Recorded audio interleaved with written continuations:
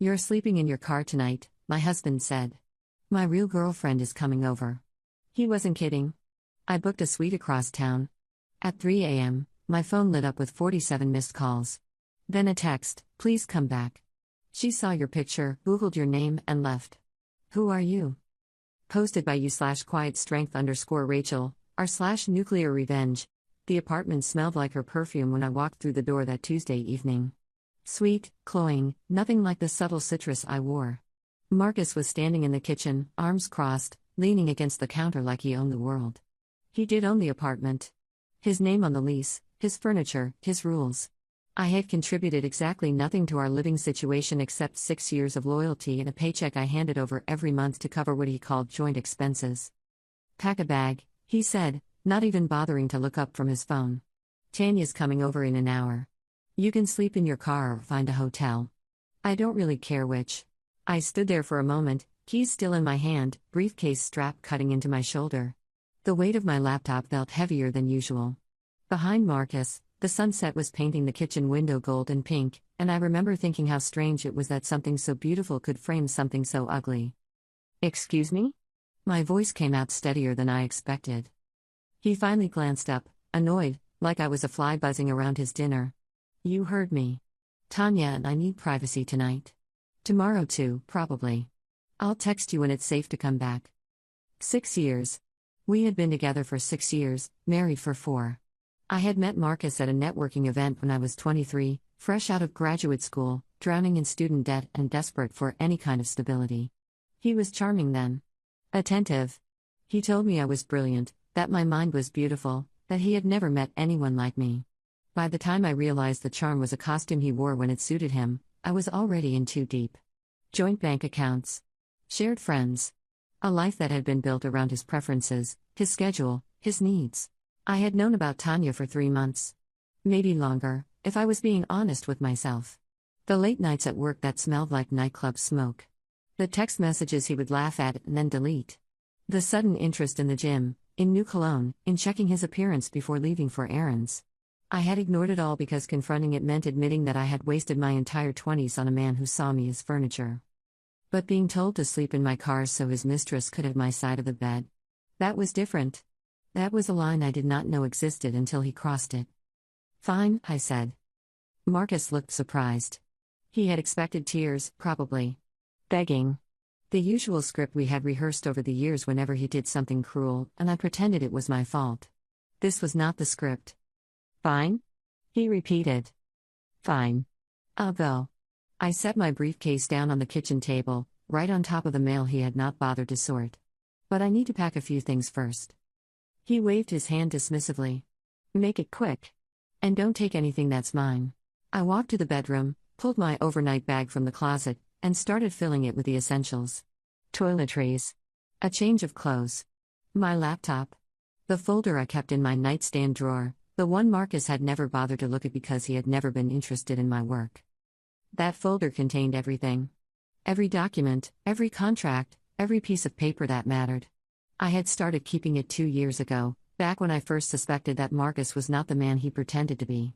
Call it intuition. Call it paranoia. Call it the survival instinct of a woman who had learned the hard way that love was not a safety net. I zipped the bag closed and walked back to the kitchen. Marcus was already on his phone, probably texting Tanya to tell her the coast was almost clear. He did not look up as I passed, did not acknowledge my presence except to shift slightly so I would not brush against him. It was such a small thing, that shift. Such a minor cruelty. But it was the accumulation of all those small cruelties that had brought us here, to this moment, to this ending that had been building for years without either of us naming it. The kitchen still smelled like her perfume. Jasmine and something synthetic, something that tried too hard to be sophisticated. I wondered if Tanya knew she was coming to a married man's apartment, or if Marcus had fed her the same lies he had fed me. It did not matter. Not really. Whatever story he had told her, whatever version of himself he had presented, she was about to discover the truth. They always did, eventually. "I'll be at the Harrison downtown," I said. "In case you need to reach me." He snorted. "The Harrison? That place costs $400 a night. You think I'm paying for that?" "No," I said, slinging my bag over my shoulder. "I think I am." The look on his face was almost worth the 6 years. Almost. The Harrison was everything our apartment was not. Quiet. Clean. Mine. I checked in using my personal credit card, the one Marcus did not know about, and followed the bellhop to a corner suite on the 14th floor. Floor-to-ceiling windows overlooking the city. A king-sized bed with sheets that felt like clouds. A minibar I had no intention of touching because I needed my mind sharp for what came next. I unpacked my bag, set up my laptop on the desk, and opened the folder. The room service menu lay untouched on the nightstand. I was not hungry. I was not anything, really, except focused. The clarity that had descended on me in the kitchen was still there, sharp and cold and oddly comforting. For years I had been swimming through fog, trying to understand my marriage, trying to make sense of Marcus's behavior, trying to fix something that was never mine to fix. Now the fog had lifted, and I could finally see the landscape clearly. My name is Rachel Adler Whitmore, and I am not the woman my husband thinks I am. Marcus believed I was a mid-level accountant at a regional firm, a woman who crunched numbers for small businesses and came home every night exhausted from the tedium of spreadsheets.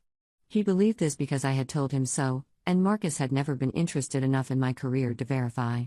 He knew I had gone to graduate school for finance. He knew I worked in an office. Beyond that, his curiosity had never extended. The truth was more complicated. I was not an accountant. I was a forensic financial analyst for the FBI.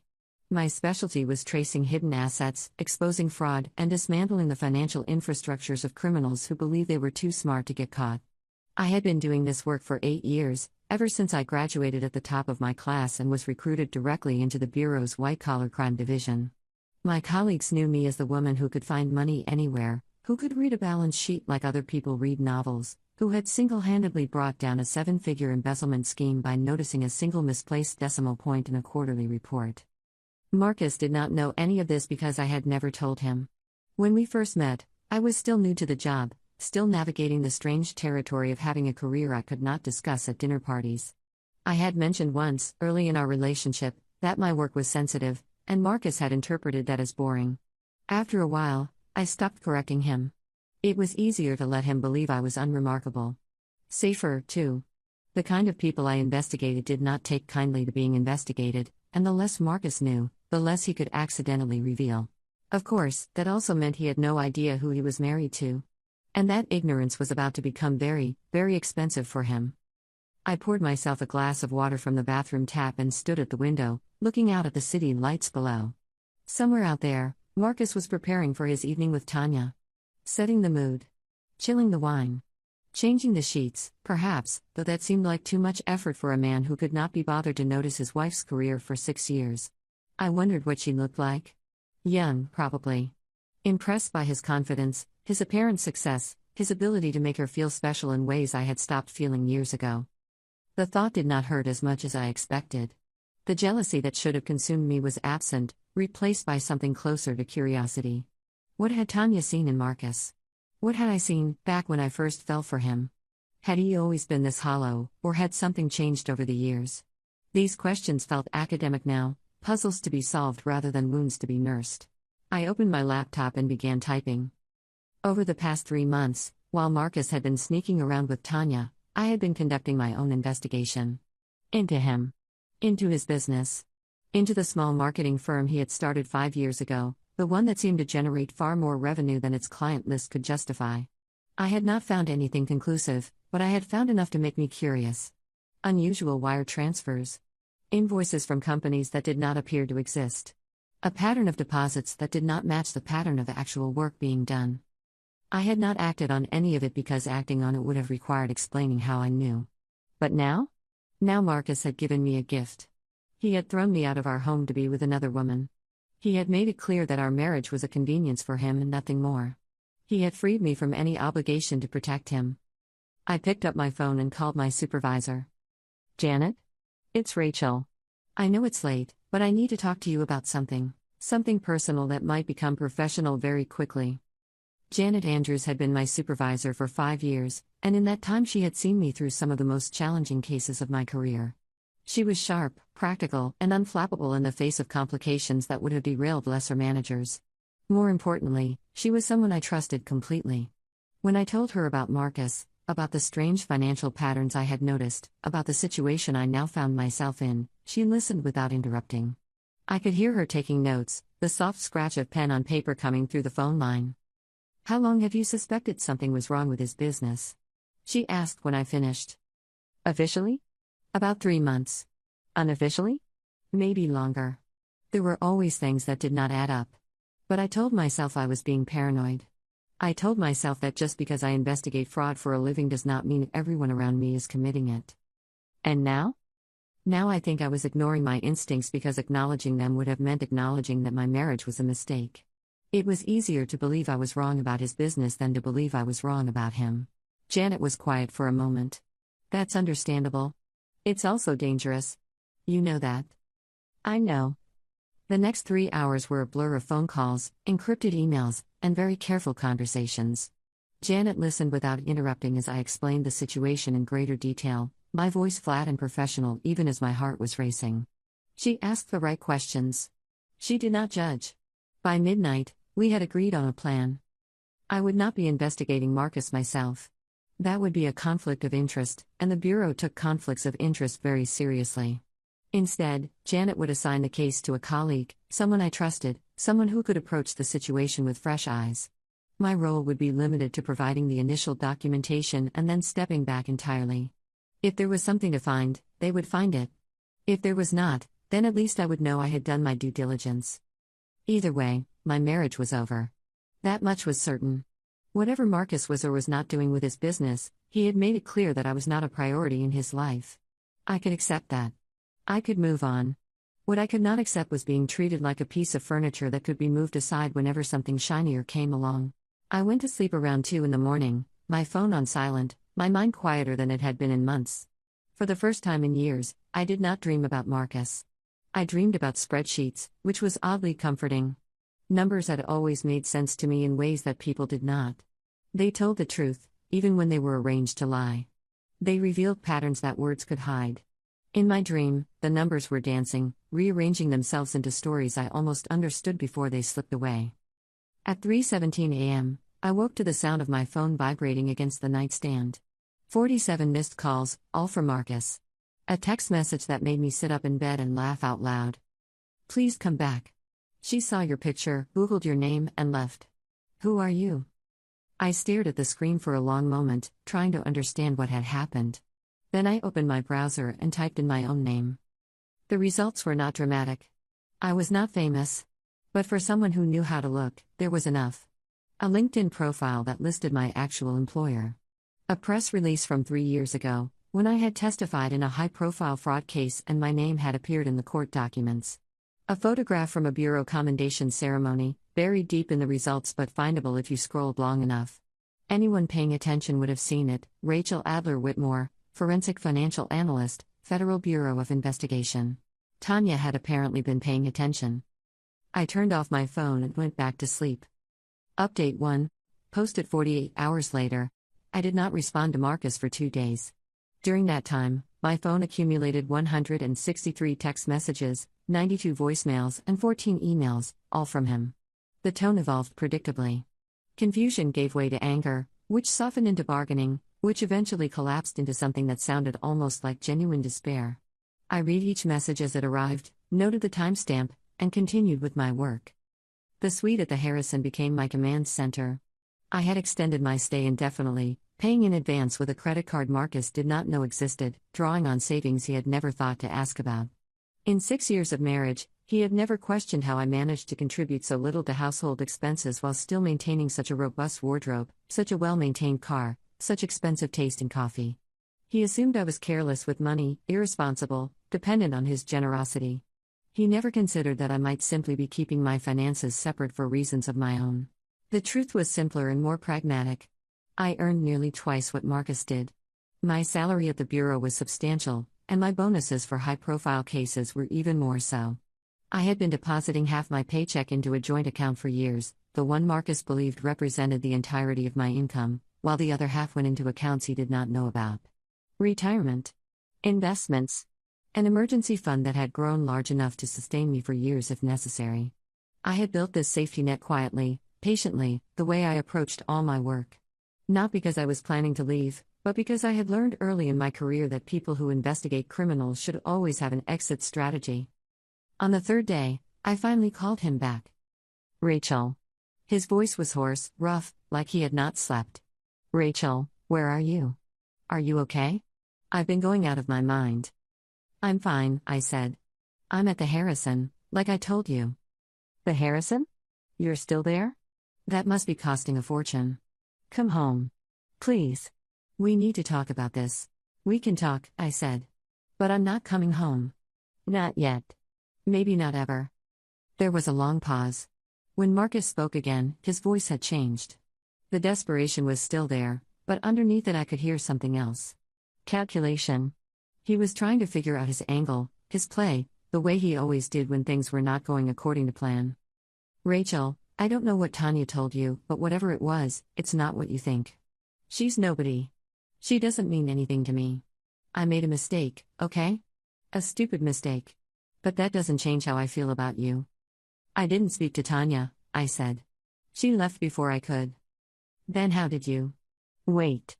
Did you see what she found? Online? I saw.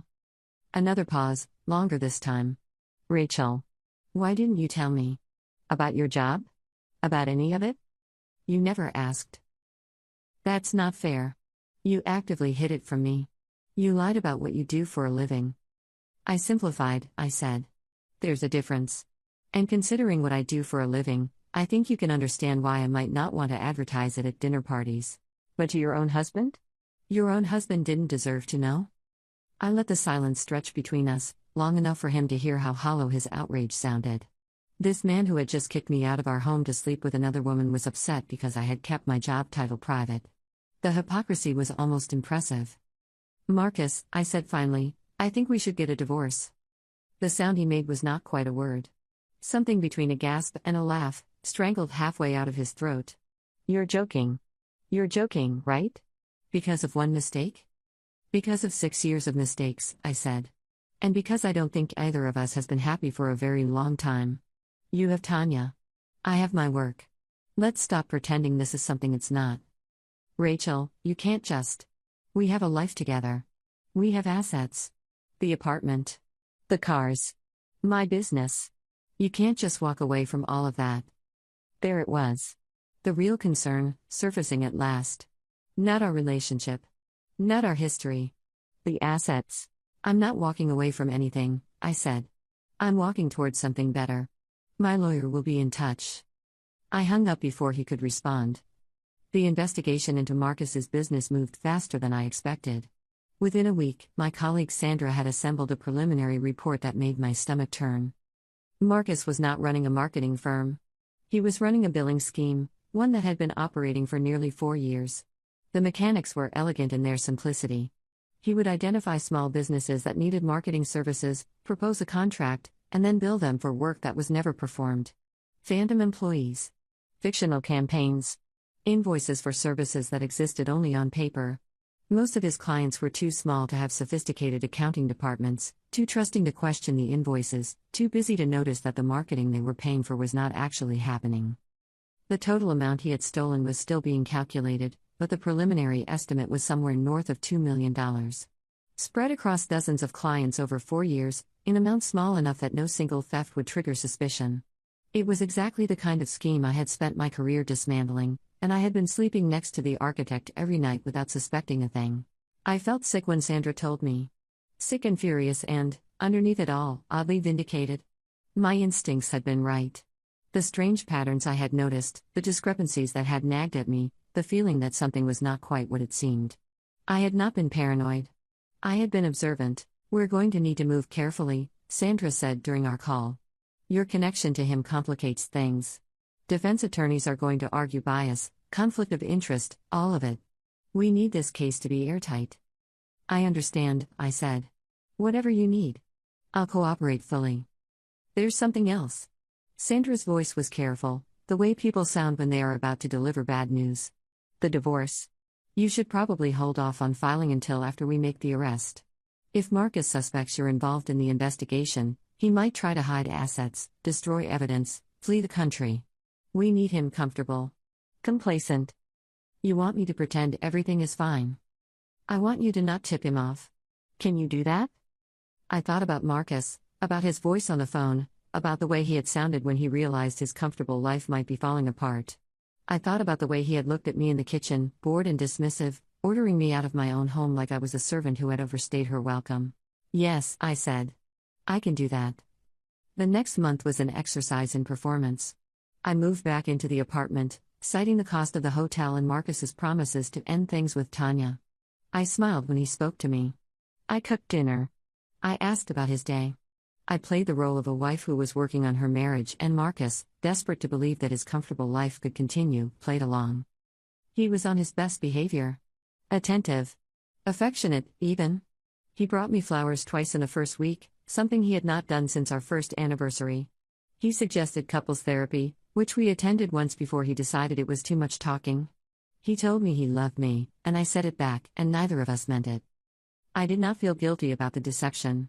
That surprised me at first. I had always considered myself an honest person, someone who valued truth and transparency.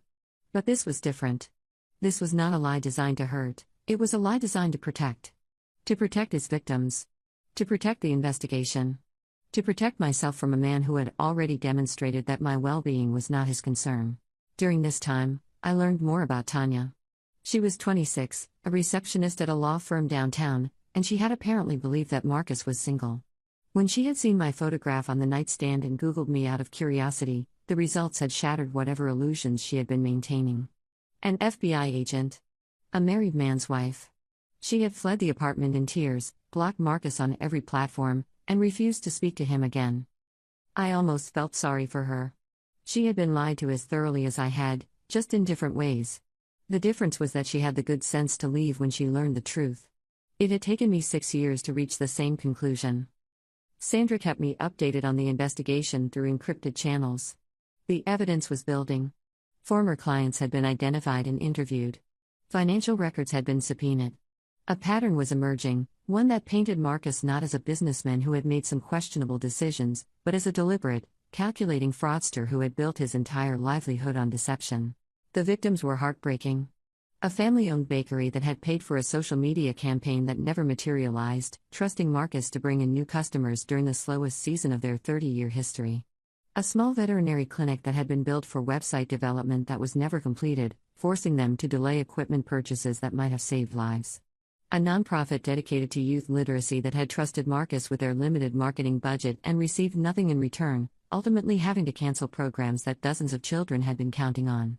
A food truck owner who had dreamed of expanding his business, and had hired Marcus to build his brand visibility, only to watch those dreams evaporate when the money disappeared into phantom invoices.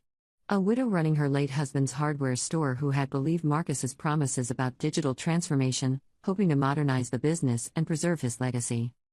Each victim had a story. Each victim had trusted Marcus because he was charming, convincing, and utterly believable. He had looked them in the eye and promised results he had never intended to deliver. He had taken their money, their hope, their faith in the basic decency of the people they did business with. And then he had come home to me and complained about how difficult his day had been. These were not faceless corporations with bottomless resources. These were people who had worked hard, saved carefully, and been betrayed by someone they thought they could trust. I read each victim interview with growing anger. These were the people Marcus had been stealing from while I cooked his dinner and washed his clothes and pretended not to notice that something was wrong. These were the lives he had damaged while he complained about my inability to contribute more to our household expenses. The cruelty of it was staggering. The arrogance, even more so. The arrest was scheduled for a Tuesday morning, 6 weeks after I had first moved back in. I was not supposed to be there when it happened. Sandra had made that clear. My presence would raise questions, create complications, give defense attorneys ammunition to question the integrity of the investigation. I needed to be somewhere else, somewhere public, somewhere with witnesses who could confirm I had no involvement in what was about to occur. So at 7:30 that morning, I kissed Marcus goodbye, told him I had an early meeting, and drove to a coffee shop 3 blocks from the bureau office. I ordered a latte, found a table near the window, and waited. The coffee shop was busy that morning, filled with the usual crowd of professionals grabbing caffeine before their workdays began. I watched them come and go, these ordinary people living ordinary lives, and wondered how many of them were harboring secrets of their own. How many marriages were built on lies? How many business partnerships concealed fraud? How many smiling faces hid desperate circumstances? The world suddenly seemed full of hidden depths, and I was only now learning to see them. At 8:47, my phone buzzed. A text from Sandra. "It's done. Clean arrest. No complications." I finished my coffee, paid the bill, and drove to work. Update 2. Posted 2 weeks later. The aftermath was messier than I expected, and I had expected considerable mess. Marcus was arraigned 2 days after his arrest. The charges were extensive: wire fraud, mail fraud, money laundering, conspiracy. The total amount of documented theft had climbed to just over $3 million, spread across 47 victims over a period of 5 years. His bail was set at $500,000, which meant he would need to come up with $50,000 to secure his release. He did not have it. The accounts had been frozen, the assets seized, the comfortable life he had built dismantled in a matter of hours. He called me from jail that first night. I let it go to voicemail. Rachel, please. You have to help me. You have to tell them this is a misunderstanding. I don't know what they told you, but it's not true. None of it is true. I'm your husband. You know me. You know I would never do anything like this. I saved the message, forwarded it to Sandra, and deleted it from my phone. The divorce proceedings began while Marcus was still in pretrial detention. My attorney, a woman named Elaine who specialized in cases involving financial crime, was a recommendation from Janet. She was sharp, thorough, and entirely unsympathetic to Marcus's situation.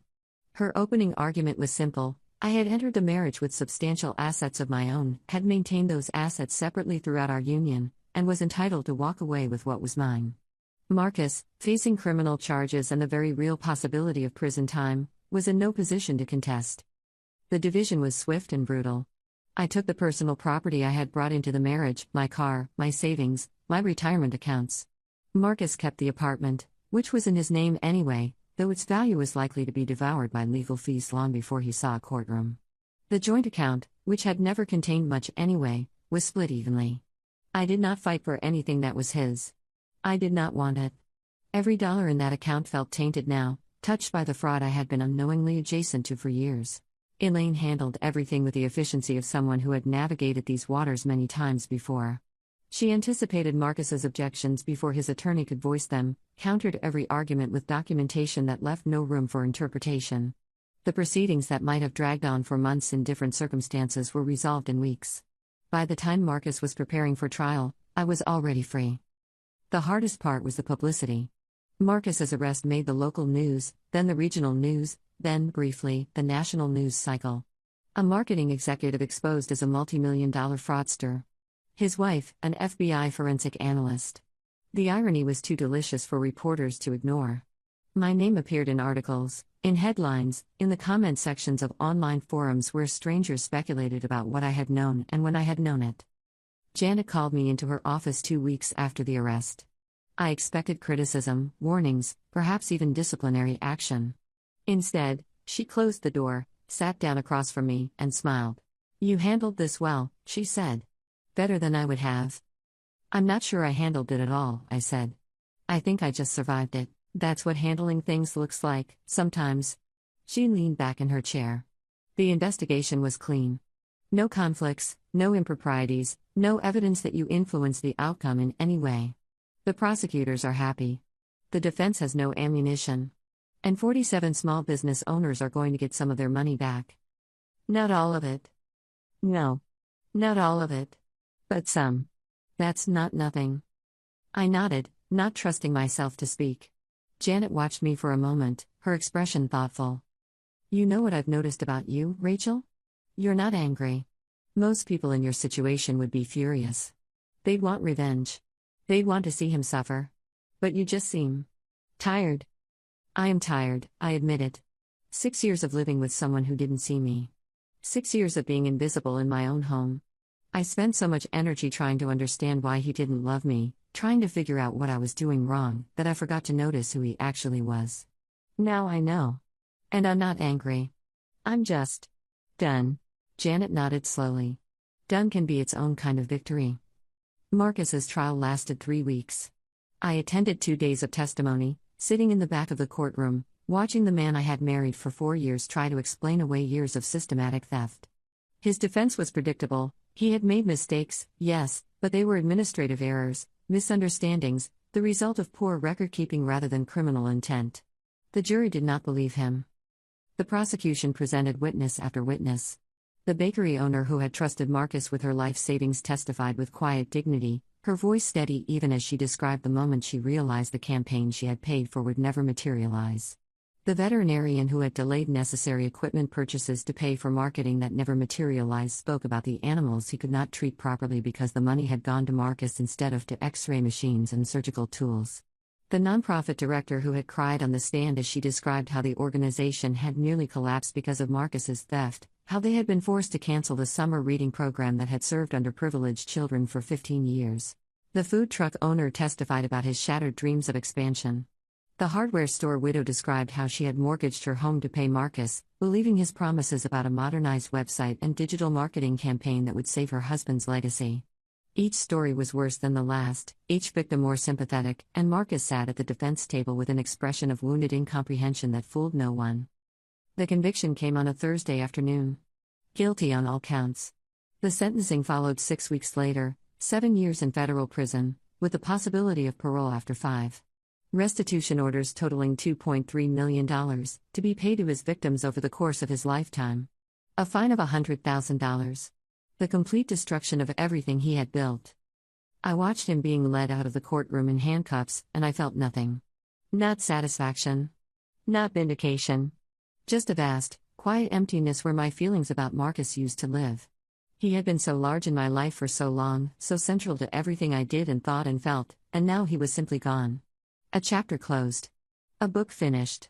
I sold the last of what remained from our shared life. The furniture I had contributed to the apartment. The artwork we had bought together on a vacation to Santa Fe. The wedding gifts that had never been unpacked because Marcus thought they were tacky. Each item that left my possession felt like a burden lifting, a weight I had not realized I was carrying. With the proceeds, plus my savings, I put a down payment on a small house in a quiet neighborhood on the other side of the city. 3 bedrooms. A backyard with a mature maple tree. A kitchen with enough counter space to actually cook in. It was nothing like the sleek apartment Marcus had chosen, with its chrome fixtures and floor-to-ceiling windows and complete absence of warmth. This house felt like a place where someone could actually live. Where I could actually live. The first night in the new house, I sat on the back porch and watched the sun set through the branches of the maple tree. The sky turned pink, then orange, then a deep, gorgeous purple that made my chest ache with something that might have been sorrow or might have been relief. I was alone. Truly alone for the first time in 6 years. No husband waiting inside. No performance to maintain. No role to play except the one I chose for myself. It was terrifying. And it was wonderful. 3 months after the divorce was finalized, I received a letter. It was forwarded from the old apartment, addressed in handwriting I did not recognize, postmarked from a federal correctional facility in Ohio. I almost threw it away unopened. But curiosity won out, as it usually does. The letter was not from Marcus. It was from Tanya. She had gotten my address from the court records, she explained. She wanted to apologize. Not for the affair, though she was sorry for that too. She wanted to apologize for running. For seeing my photograph, for Googling my name, for discovering who I was and fleeing without a word. She had been terrified, she wrote. Terrified that an FBI agent would come after her, would investigate her, would ruin her life the way Marcus had tried to ruin both of theirs. I know now that you didn't do any of that, she wrote. I know now that you were as much a victim as I was. Maybe more, because you had to live with him for so much longer. I should have warned you. I should have told you what I knew about the business, about the clients, about all of it. But I was scared, and I was stupid, and I ran. I hope you can forgive me someday. I hope you're happy now. I hope both of us are. I read the letter twice, then folded it carefully and placed it in a drawer. I did not write back. There was nothing to say. Tanya had made her choices, and I had made mine, and now we were both moving forward in our separate ways. The past was the past. The only direction that mattered was forward. A year after the arrest, Janet called me into her office again. This time, the conversation was about a promotion. My work on a series of complex fraud cases had caught the attention of the division chief, and there was an opening for a senior analyst position that she thought I would be perfect for. More responsibility. More visibility. More opportunity to do the work I loved, the work I had built my entire career around. You deserve this, Janet said. You've earned it. I'm not sure I've earned anything, I said. I just did my job.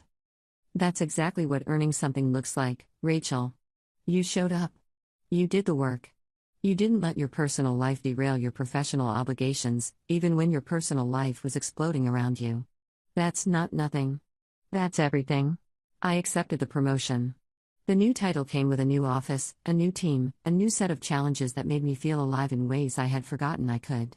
The cases were harder, the stakes were higher, and I loved every minute of it.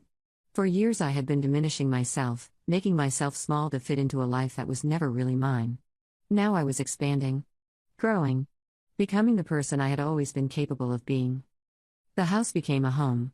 I planted a vegetable garden in the backyard, learned to cook meals that Marcus would have dismissed as too ethnic, adopted a rescue dog named Walter who had the worst manners and the best heart of any creature I had ever met. I made friends with my neighbors, a retired couple named Frank and Doris who brought me casseroles and complained about property taxes and treated me like the granddaughter they had never had. I started running in the mornings, not because I was trying to change my body but because I liked the way the world looked at dawn, all soft edges and possibility. I did not date for a long time. The thought of opening myself up to another person, of trusting someone with the vulnerable parts of myself, felt impossible.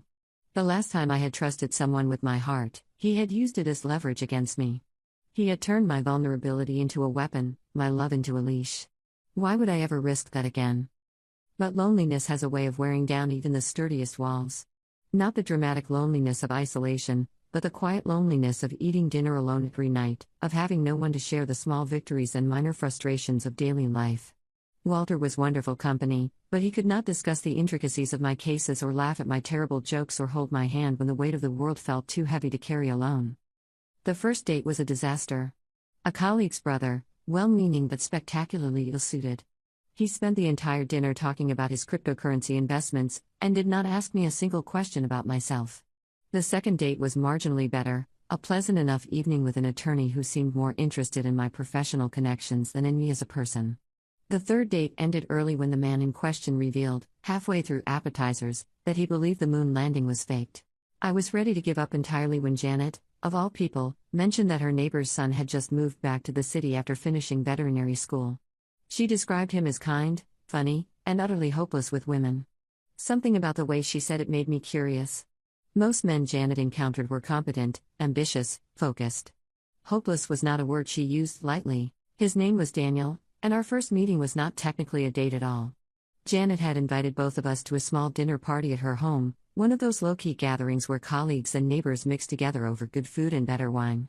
Daniel arrived late, apologizing profusely, with a streak of something suspicious on his shirt that he explained was medicine from a particularly uncooperative golden retriever.